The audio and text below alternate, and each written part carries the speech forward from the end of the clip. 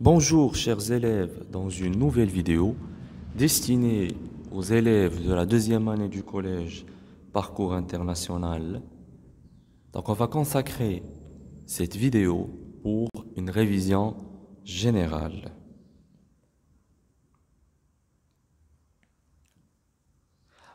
Et on va traiter la première partie intitulée La matière. Grand 1, les états physiques de la matière. Petit 1, notion de la matière. La matière, c'est tout ce qui constitue l'univers. Autrement dit, tout corps qui existe dans notre univers sont constitués de la matière. Dans notre univers, la matière existe sous 3 états physiques. Alors, vous avez l'état solide, par exemple, le bois, le verre, le fer, le papier et la craie.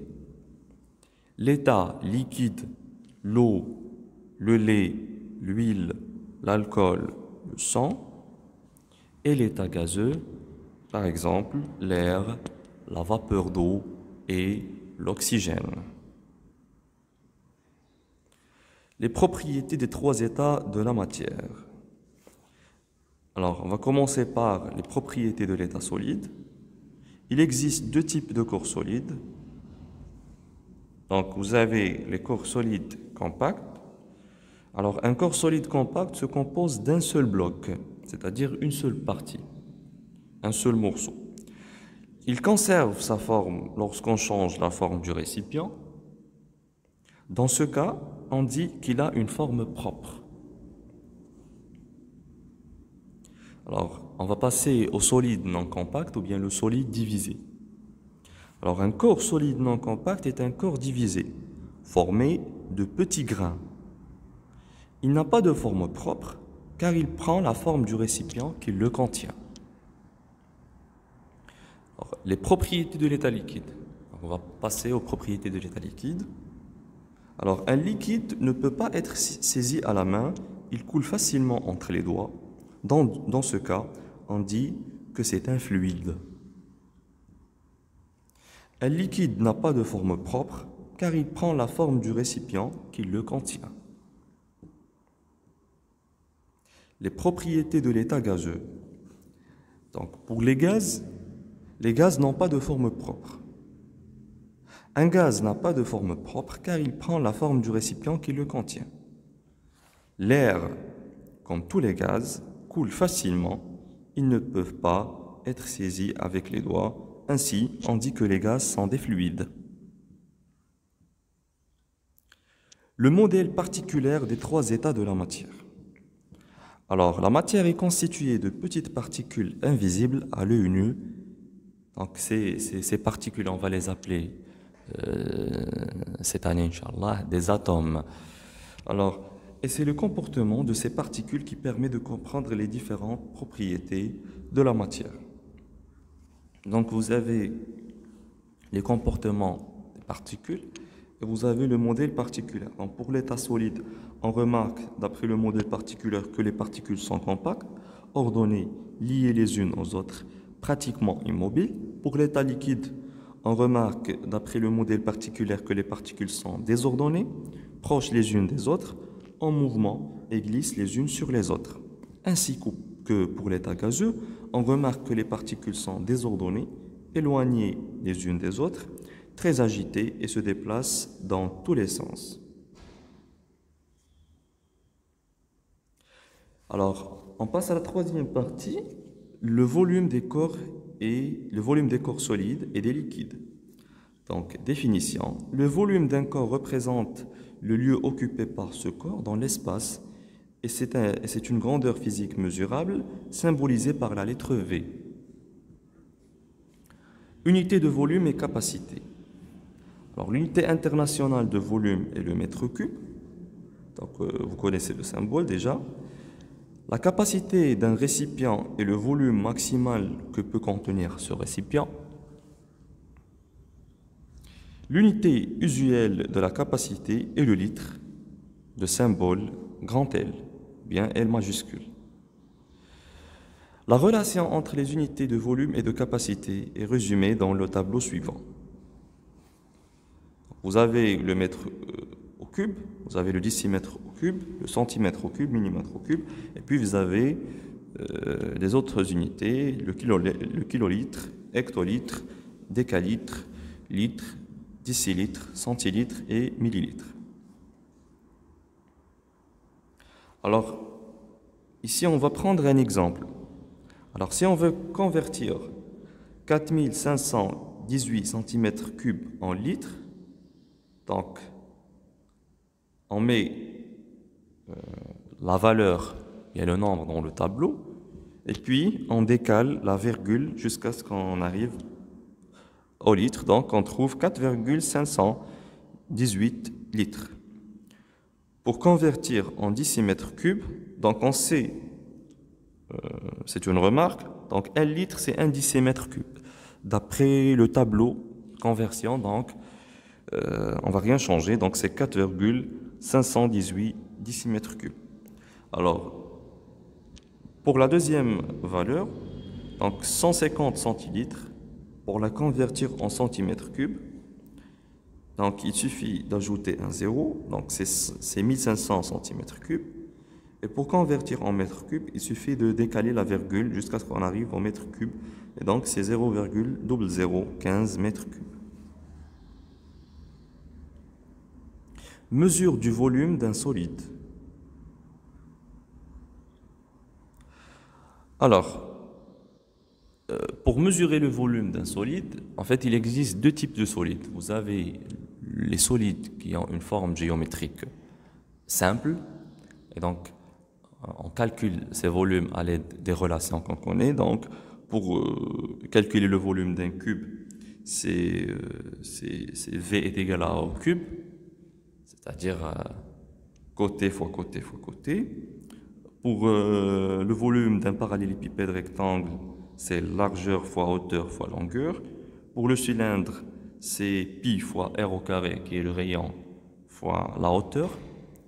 Pour la sphère, c'est 4 tiers pi r au cube, sachant que r est le rayon de la sphère. Alors remarque, pour mesurer le volume d'un liquide, on utilise des récipients gradués et la plupart du temps, on utilise les prouvettes graduées. Alors la masse des corps solides et liquides. Définition. La masse d'un objet est une grandeur physique mesurable liée à la quantité de la matière que contient cet objet. On la symbolise par la lettre petit m. Unité de mesure de la masse. L'unité internationale de mesure de la masse est le kilogramme, de symbole kg. L'unité pratique de la masse est le gramme, de symbole g. Parfois, on utilise les multiples et les sous-multiples du kilogramme. Donc, vous avez le tonne, vous avez le quinta, vous avez le kilogramme, hectogramme, décagramme, gramme, décigramme, centigramme et milligramme. Instrument de mesure de la masse. Pour mesurer la masse d'un corps, on utilise une balance.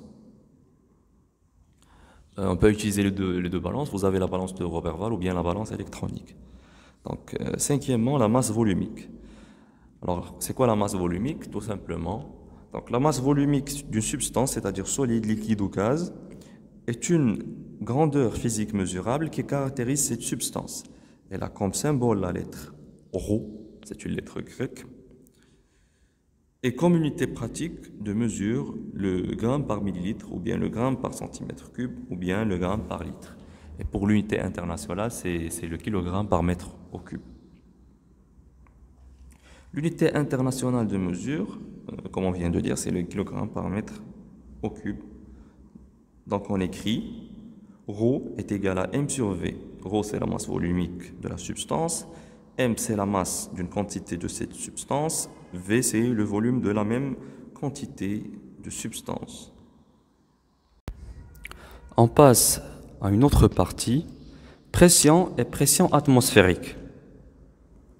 Définition.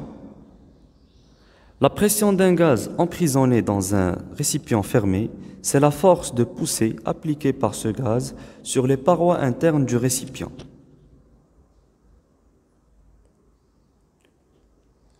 La pression de symbole P, P majuscule, est une grandeur physique mesurable et pour la mesurer, on utilise un appareil qui s'appelle le manomètre. On utilise le manomètre pour mesurer une pression emprisonnée dans un récipient. Unité de mesure de pression. L'unité internationale de mesure de pression est le pascal, de symbole PA. Sur le manomètre, on trouve d'autres unités de mesure comme unités secondaires telles que le hectopascal. Un hectopascal, c'est 100 pascal. Le millibar, un millibar, c'est 1 hectopascal, c'est 100 pascal. Le bar, un bar, c'est 1000 millibars, c'est 100 000 pascal, c'est-à-dire 10 à la puissance 5 pascal. Troisièmement, notion de compression et d'expansion d'un gaz. Lorsqu'on pousse le piston, le volume d'air dans la seringue diminue. On dit que l'air est compressible. Lorsqu'on tire le piston, le volume d'air dans la seringue augmente. On dit que l'air est expansible. Quatrièmement, la pression atmosphérique.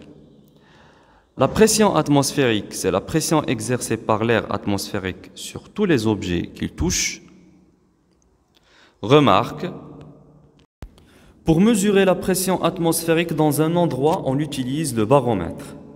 Au niveau de la mer, c'est-à-dire à 0 km d'altitude, la valeur moyenne de la pression atmosphérique est pression atmosphérique moyenne, c'est-à-dire 1013 hectopascales.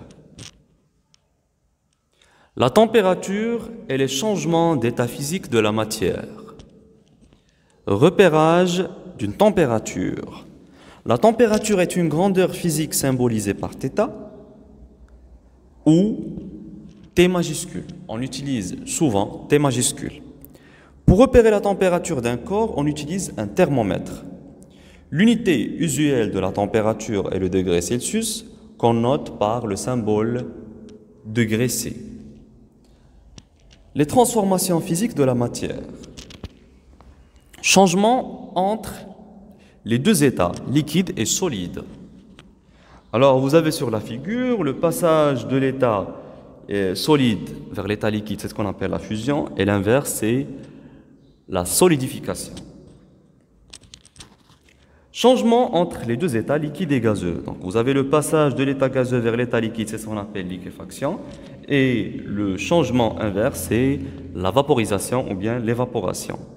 Remarque, il y a des corps qui passent directement de l'état solide vers l'état gazeux, c'est la sublimation. Il y a même des corps qui passent de l'état gazeux vers l'état solide, c'est la condensation solide. Au cours d'un changement d'état physique, la masse ne change pas, mais le volume change.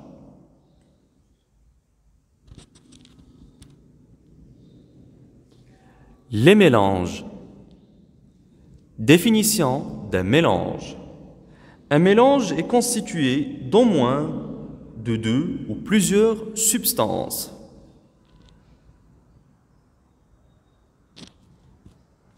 Un mélange peut être formé d'un liquide et d'un solide, d'un liquide et d'un gaz ou de deux liquides. Il peut être également formé des gaz. Exemple, l'huile et l'eau minérale, les jus, air et vapeur d'eau, sable et l'eau.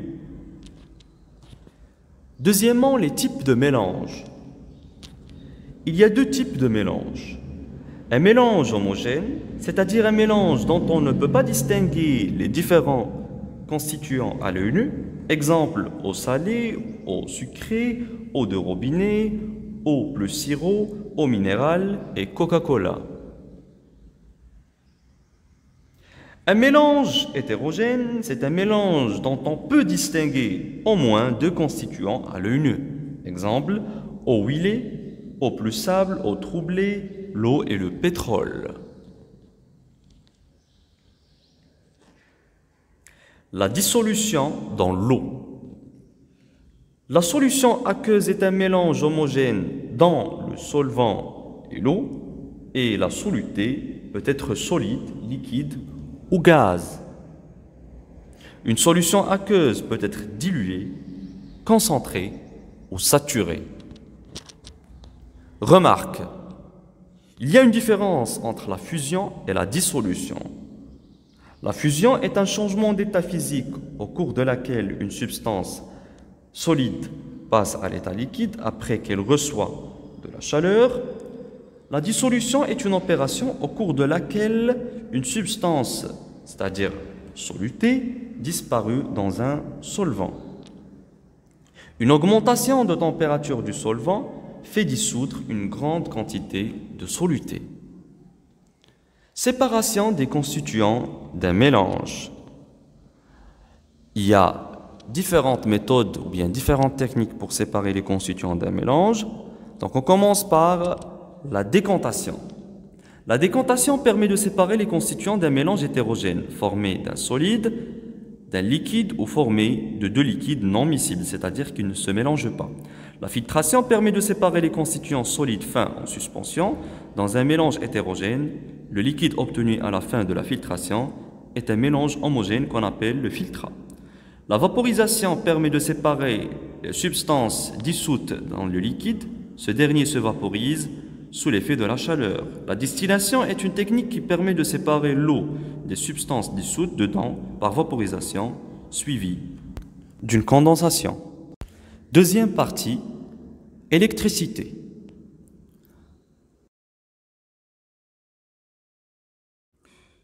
Donc on va commencer par définir le circuit électrique simple.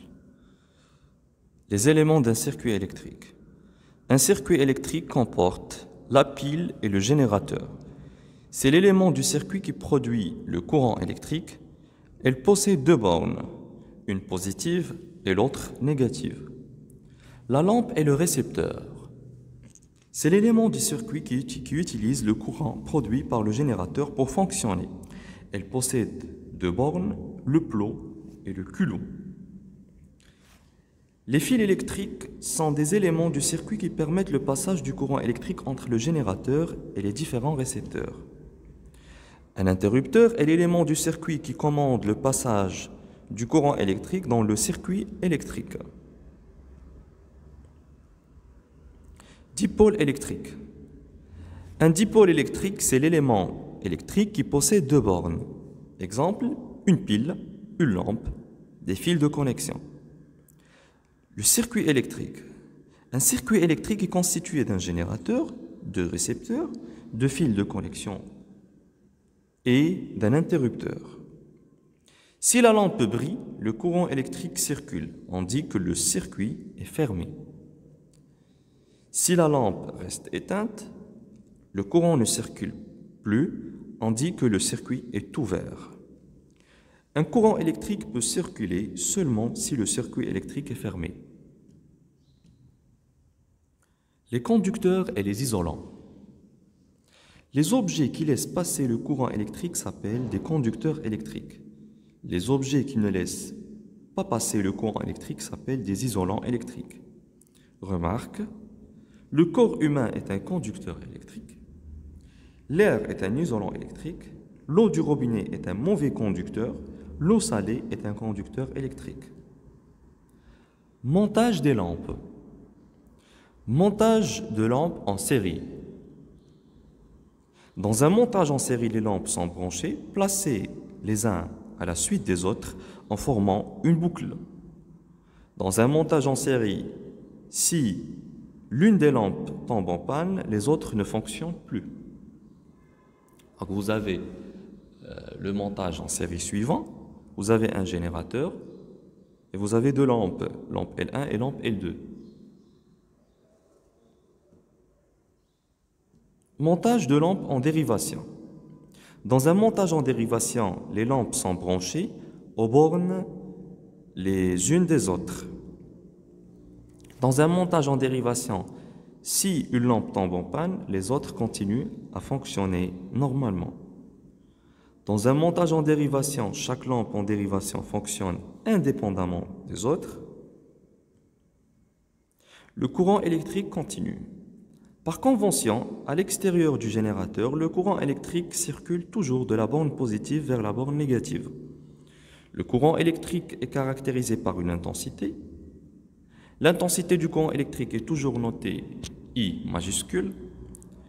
Son unité internationale est l'ampère, de symbole A majuscule, tel que 1 milliampère c'est 0,001 ampère, 1 microampère c'est 0,501 ampère. On mesure l'intensité du courant électrique à l'aide d'un ampère-mètre. Son symbole est, donc vous avez le symbole normalisé d'un ampère-mètre. L'ampère-mètre est toujours branché en série. On relie sa borne positive à la borne positive du générateur.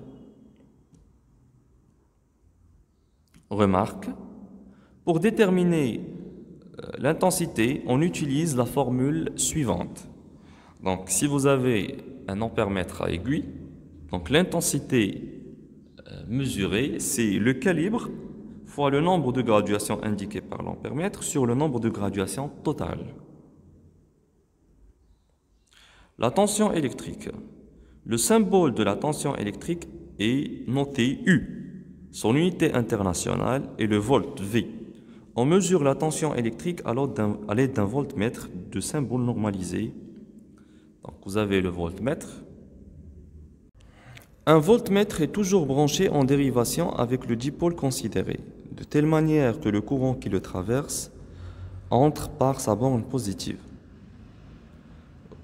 Remarque, pour déterminer l'intensité en utilisant la formule suivante, donc vous avez la tension, c'est le calibre fois la déviation de l'aiguille sur le cadran, c'est-à-dire le nombre de graduations indiquées par le voltmètre, et divisé par le nombre de divisions qui comporte la graduation. Donc U est égal à C, c'est-à-dire le calibre, fois N, la déviation de l'aiguille sur le cadran, sur le nombre de divisions qui comporte la graduation. On passe aux résistances électriques. L'ajout du conducteur ohmique en série dans un circuit électrique diminue l'intensité du courant électrique. Le symbole normalisé du conducteur ohmique est... Un conducteur ohmique est caractérisé par une grandeur électrique appelée résistance. Le symbole de la résistance est R majuscule. L'unité de la résistance est l'ohm, de symbole oméga. Loi des nœuds. L'intensité dans un circuit en série. Dans un circuit en série, l'intensité du courant est la même dans tout dipôle. Elle ne dépend pas de l'ordre de dipôle, c'est-à-dire I1 est égal à I2 est égal à I3. Là, je parle d'un circuit en série. L'intensité est la même. Alors, vous avez le schéma. Remarque, dans un circuit en série, plus on ajoute de dipôles récepteurs, plus l'intensité du courant qui le traverse diminue. Dans un circuit en série, l'intensité du courant est la même en tout point du circuit. L'intensité dans un circuit en dérivation.